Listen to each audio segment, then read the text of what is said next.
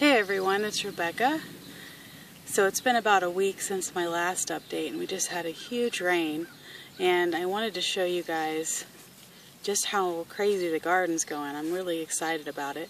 So anyway, right here we're looking at the strawberries. They're doing really well. And if we go over here, see the broccoli right here, and then behind it it's more strawberries.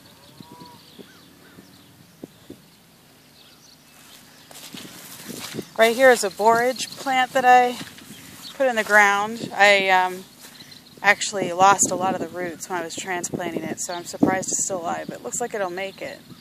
And that's just going to flower and really attract some beneficial bugs.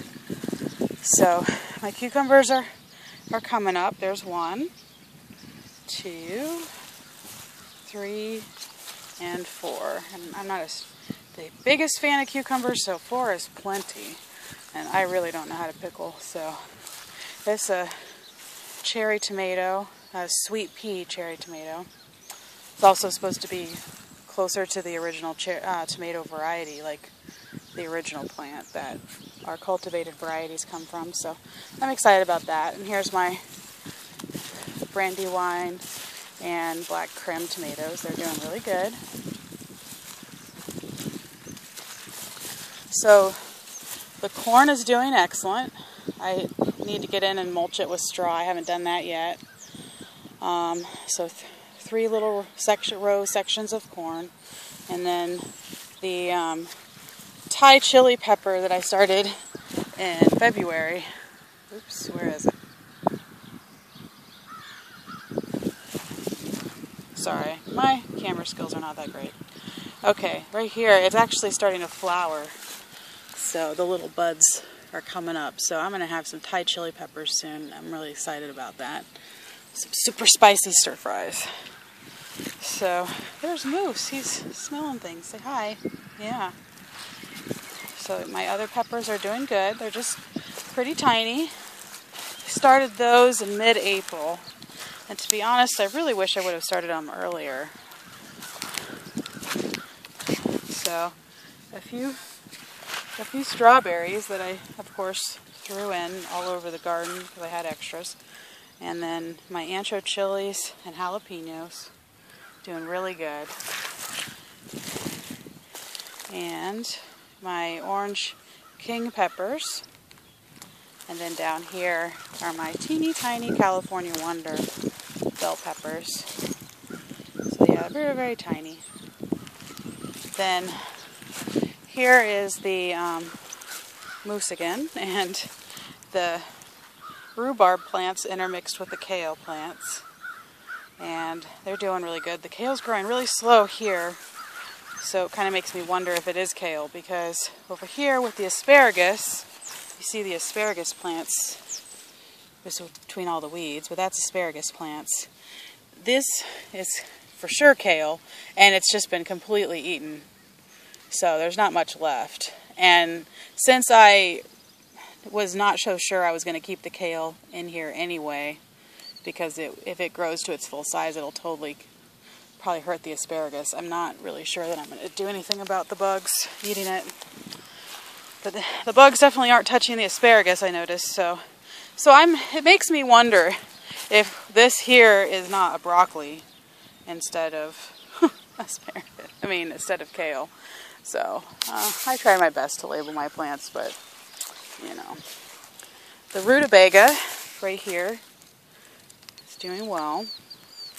This blackberry is just a stick in the ground, absolutely nothing going on. So we'll cross our fingers and hope something happens. This is another borage, and that's Moose again, keeping watch over the garden.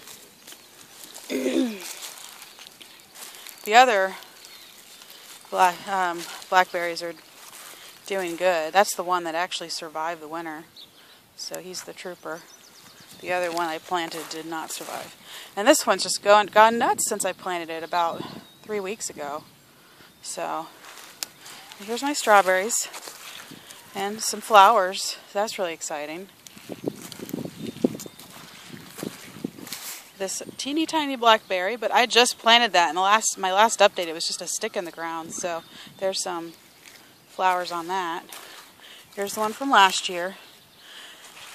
And I'm going to try to get pine straw to mulch these with, which will provide acid in the soil. So a guy from my church is going to bring me some. This is the other blackberry, and it's just, well, I can't seem to focus on it. I need to get a real camera. Oh, there it is. Sorry, guys. There it is. Just teeny tiny little leaf. And, sorry, blueberry. I keep saying blackberry. These are blueberries. And then down here is a raspberry I just planted. And there's a tiny little bud happening right here. So I know it's alive. That's all I need to see. Just a little bit of encouragement. So this raspberry and this other one from the winter, they overwintered. They did good. This one.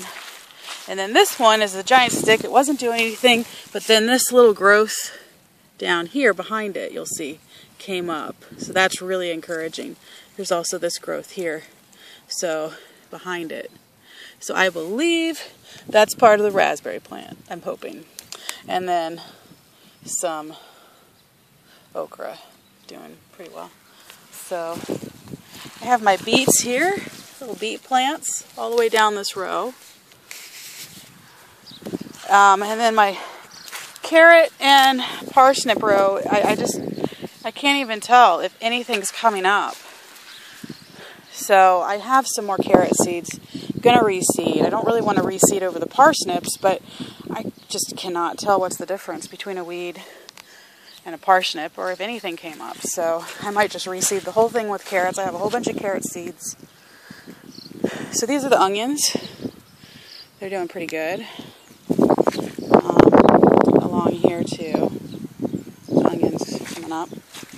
I'm going to mulch them soon once everything's kind of up a little bit.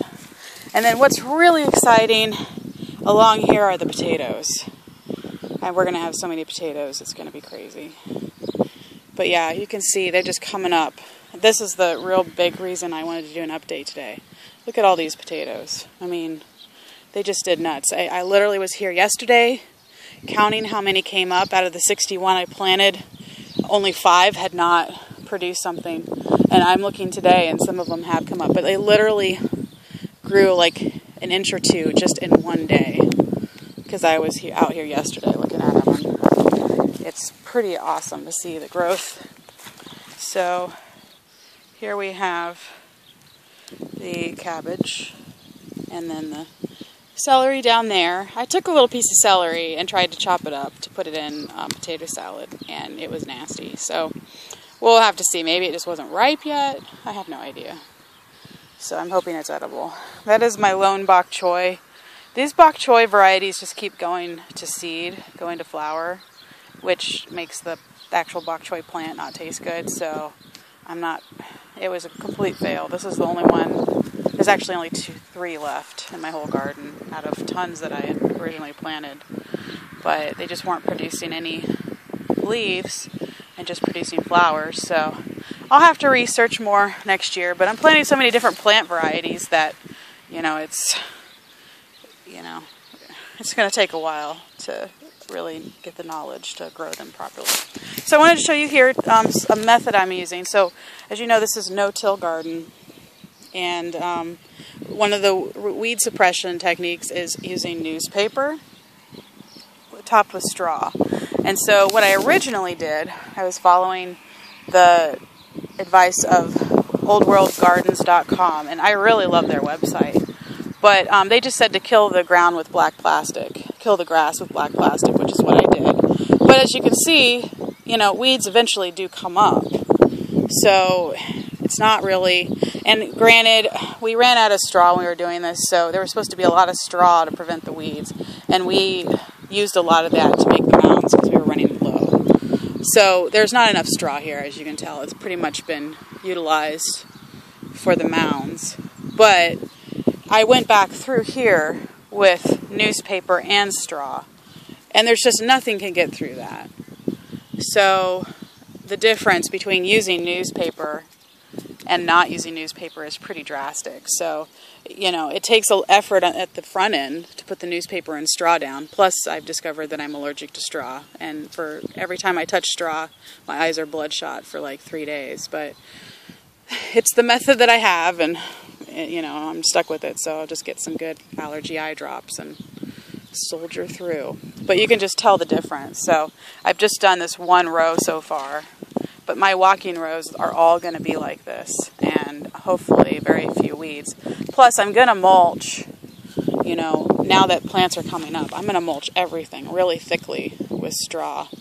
And I've even heard of people growing with newspaper and straw and just cutting holes for the plants. And honestly, I might do that next year, because weed suppression is really crucial, especially in a garden this size.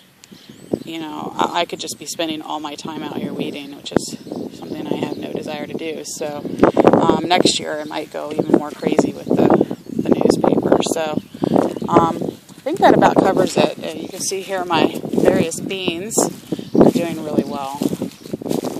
And of course, got my trees back here. And I need to show you the trees in the front. This is something I recently planted, and this is just a lesson in doing your research, not just trusting what you hear on just one website. This is a Chinese eternal youthberry, and I got this in the mail, and I was told that it was a tree, and it would grow 15 to 25 feet tall, and it would fruit on its own. And it's actually not a tree, it's a vine, and it needs a male and female variety in order to grow. And so I just planted it in the middle of the yard, and there's nothing for it to grow on. It's not doing very well, so I'm going to have to transplant it before the roots get too established, but transplanting it will probably kill it. And I don't know that it'll ever fruit, because I don't even know what to get, because I don't know if it's a male or female variety. So pretty frustrated by that. So I should have done more research and not just followed one website's advice, but you know, live and learn. Over here the grapes are doing really good.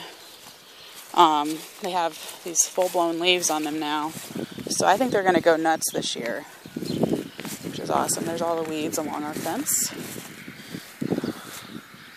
That's the other grape, so really, really going nuts. Got 2 different types of tomatoes, the one here and the one on the other corner, way back there. My pawpaws are doing really good. We're going to have to remove these cages because they're way too small. I'm constricting the plant, but look at that. I mean, it's just going good. This is just a native pawpaw variety, so I'm hoping the 2 of these together will pollinate each other. But everything on the internet, which is not very much about pawpaws, contradicts itself. So some universities say, you know, grow it in shade. Some say it grows best in sun. Some say it needs a different variety to pollinate. Some say the same variety of the native non-grafted version, which is what I have, will pollinate itself. So I just got frustrated with all the different advice, and I just threw them in the ground, and, you know, ultimately. So this is the native plum. And here's its pollinating friend. So the 2 native plums are supposed to be planted together. So this is the non-cultivated variety of the original plum. They're a lot smaller. I think a lot more work as far as pitting them and stuff. But I got a good deal on them. So my apples are doing really well.